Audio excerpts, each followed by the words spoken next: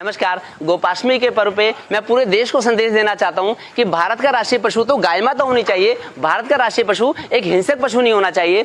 Social media पर इन दिनों एक डॉक्टर का वीडियो तेजी से वायरल हो रहा है। यह वीडियो हरियाणा के करनाल जिले के रहने वाले MBBS डॉक्टर का बताया जा रहा है। इस वीडियो में डॉक्टर खुद गाय का गोबर खा रहा है और उसके फायदे गिनवा रहा है। गाय से मिलने वाले पंचगव्य का एक एक हिस्सा मानव जाति के लिए बड़ा कीमती है। देखिए, अगर हम गाय के गोबर की बात करें तो मेरी मम्मी तो एकादशी के व्रत पे हमेशा गाय का गोबर लेती थी। ये देखिए, 1 चम्मच गोबर। अगर हम 1 चम्मच गोबर खा लेते हैं तो हमारा तन मन पवित्र हो जाता है, हमारी आत्मा पवित्र हो जाती है। और ये अगर एक बार एक तरह से हमारे गर्भ में चला गया तो पूरे शरीर को शुद्ध कर देता है 1 चम्मच गोबर। नॉर्मल डिलीवरी ही होगी, सीजेरियन की आवश्यकता नहीं पड़ेगी। मेरी जो मम्मी है तो हम लोग 9 भाई बहन हैं, 9 की 9 डिलीवरी, 9 की 9 बार नॉर्मल डिलीवरी हुई, कभी ऑपरेशन की आवश्यकता नहीं पड़ेगी किसी को। मेरी 5 बहनें हैं, कभी किसी की सीजेरियन डिलीवरी नहीं हुई। मेरी भाभियाँ भी हैं, किन्हीं की सीजेरियन डिलीवरी नहीं हुई। तो नॉर्मल डिलीवरी तभी होगी अगर हम गाय को उचित दर्जा देंगे, उचित सम्मान देंगे और गाय के गोबर का उपयोग करेंगे। उससे बड़ा लाभ मिलने वाला है, तो इस चीज़ का आप ध्यान रखें। नमस्कार। गोपाष्टमी के पर्व पे मैं पूरे देश को संदेश देना चाहता हूं कि भारत का राष्ट्रीय पशु तो गाय माता होनी चाहिए। भारत का राष्ट्रीय पशु एक हिंसक पशु नहीं होना चाहिए। गाय से मिलने वाले पंचगव्य का एक एक हिस्सा मानव जाति के लिए बड़ा कीमती है।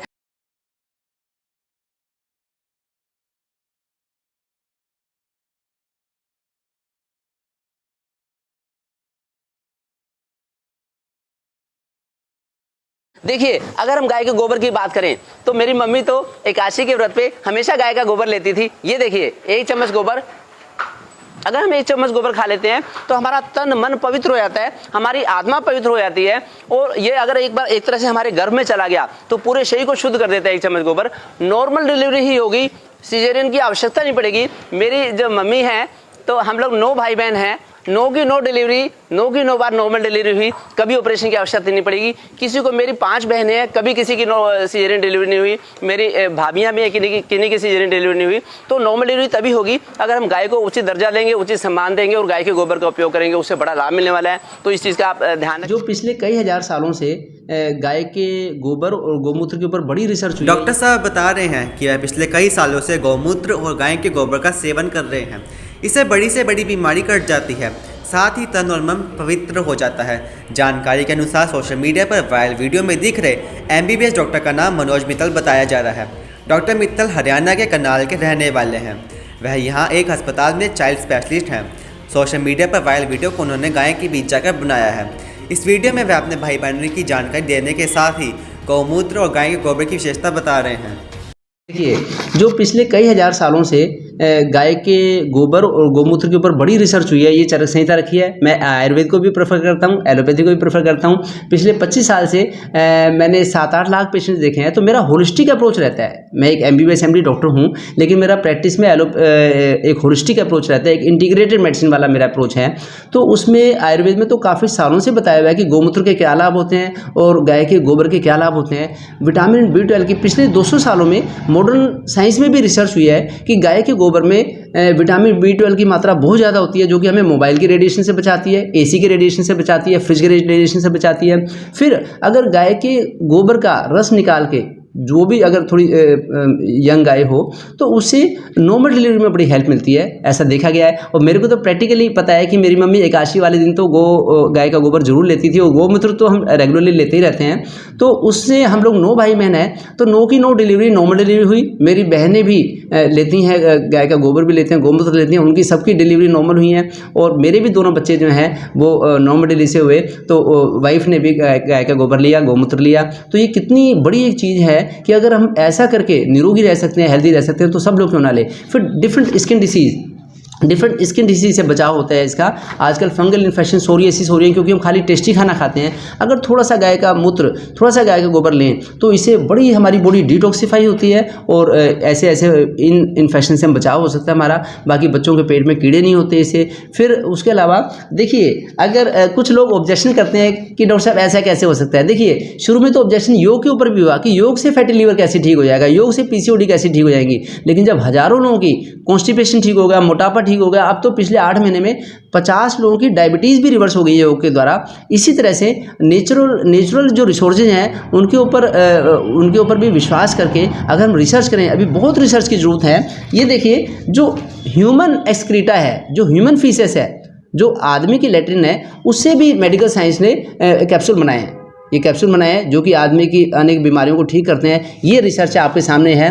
तो अगर ऐसा हो सकता है तो गाय के गोबर से तो अनेक प्रोबायोटिक्स तो काफ़ी टाइम से बनती रही हैं, जो प्रोबायोटिक्स बनती हैं, और इस पे और भी रिसर्च होनी चाहिए कि कैसे नॉर्मल डिलीवरी में हेल्प करता है। कुछ रिसर्च हुई है, कुछ अभी और रिसर्च की जरूरत है। तो मीनवाइल हमें तो इसका फ़ायदा हुआ है, तो मैं चाहता हूँ कि जैसे हमें फ़ायदा हो रहा है, कोई कहता है कि डॉक्टर साहब इससे तो वॉमिटिंग आ जाएगी, इससे तो कोई बेहोश हो जाएगा। देखिए वॉमिटिंग तो कोई वैक्सीन लगवाएगा, वैक्सीन से भी वॉमिटिंग भी आ सकती है, कोई बेहोश भी हो सकता है। इसका ये मतलब नहीं है कि हम वैक्सीन ना लगवाएं।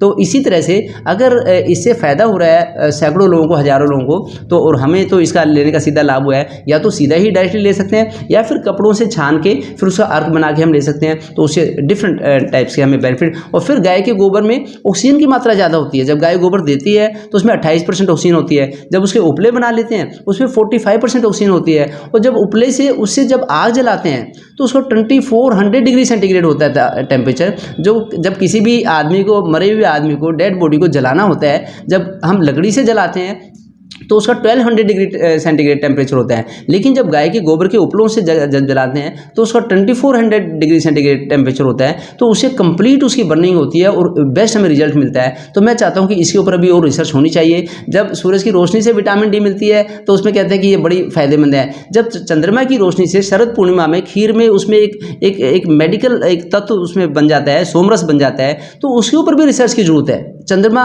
अमावस्या पूर्णिमा वाले दिन ही क्यों ज्वार भाटा आता है? कहते हैं कि अट्रैक्टिव फोर्स है। तो उसकी चंद्रमा की रोशनी के ऊपर भी इस तरह की रिसर्च हो। शंख बजाने से हार्ट की ब्लॉकेज खुल जाती है, होता नहीं, हार्ट अटैक नहीं होता।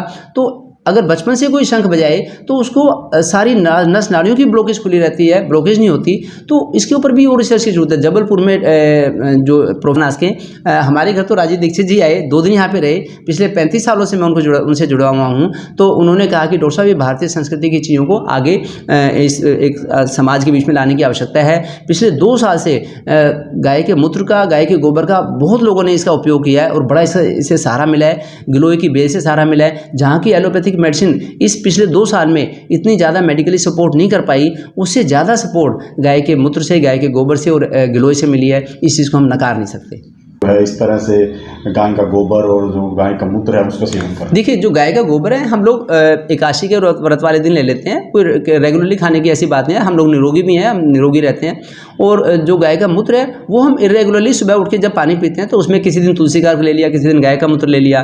तो डिटॉक्सिफाइंग एजेंट है, वो हम काफ़ी समय से लेते रहते हैं। कई सालों से गाय मूत्र तो हम लगातार लेते रहते हैं और ये केवल एकादशी के व्रत वाले दिन ले लेते हैं। इससे फायदा रहता है। तो डॉक्टर साहब आप खुद जो है एलोपैथी के एमडी डॉक्टर हैं और आयुर्वेदिक और एलोपैथी का कंट्राडिक्शन रहता है, तो आप इतना विश्वास कैसे कर रहे हैं? देखिए मैं एक एलोपैथी का डॉक्टर तो पिछले 30 सालों से ही हूँ। उससे पहले मैं एक भारत का जिम्मेदार नागरिक हूँ। तो मैं भारतीय संस्कृति से जड़े नहीं हटा सकता। एलोपैथी तो केवल 200 वर्ष पुरानी है और जो भारतीय संस्कृति है वो तो कई करोड़ वर्ष पुरानी है। तो इन संस्कृति की चीज़ों को, मूल्यों को वेदों में जो लिखा है, जो आयुर्वेद भी एक 5वां वेद है उसमें जो लिखा है उसको हम नकार नहीं सकते। इसको तो हमें ध्यान में रखना ही पड़ेगा। मैंने जब western culture versus western toilet versus Indian toilet पे जब लाइव सेशन किया तो कई मिलियन लोगों ने देखा।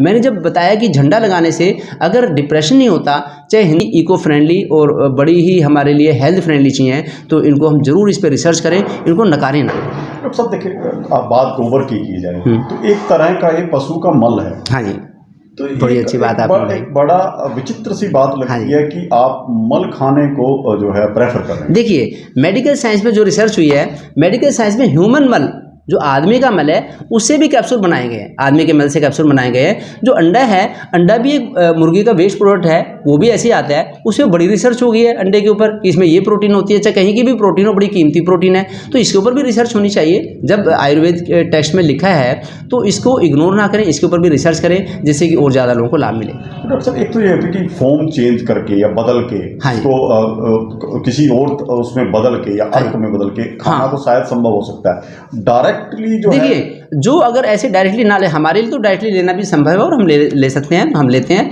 और अगर किसी के लिए ऐसा पॉसिबल ना हो तो उसका अर्क निकाल के ले सकते हैं। इसके बारे में और ज़्यादा इसका कमर्शलाइजेशन कैसे करें, इसके बारे में रिसर्च की आवश्यकता है कि इसको कैसे हम थोड़ा डिस्टिल करके, थोड़ा रेक्टिफाई करके हम इसको छान लें, इसका अर्क निकालें। वो एक जायज़ बात है, वो आगे बात होनी चाहिए। मैंने तो जैसे हम लोग लेते हैं मैंने ऐसा बता दिया। बाकी लोगों के लिए रिकमेंडेशन है कि भी इसको ईजी वे में, जैसे गोमूत्र ले लेते हैं, गोमूत्र को भी रेक्टिफाई करके फिर मार्केट में अवेलेबल है। सभी गौशाला जो पथमेड़ा गौशाला वर्ल्ड की सबसे बड़ी गौशाला है, 1.25 लाख गायें हैं उसमें महाराष्ट्र में।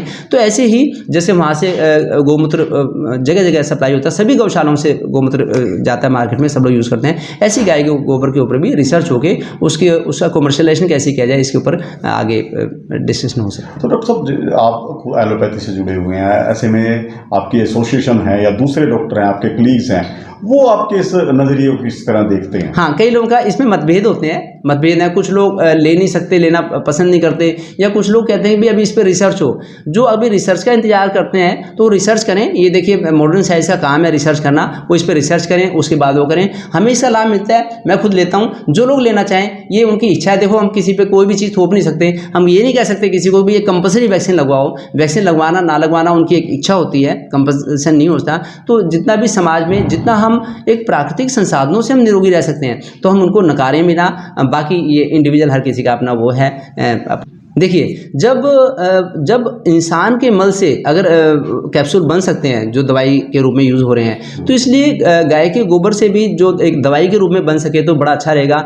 हमें इस चीज़ का फ़ायदा हुआ है, इसलिए मैं बता रहा हूँ, क्योंकि मेरा प्राकृतिक संसाधनों में और प्राकृतिक जीवन शैली में बड़ा विश्वास है। उसके बलबूते पे, उसकी बदौलत मैं पिछले 15 साल से मच्छरदानी में बाहर सोता हूँ। मैं पंखा भी नहीं चलाता, कूलर नहीं चलाता, एसी नहीं चलाता।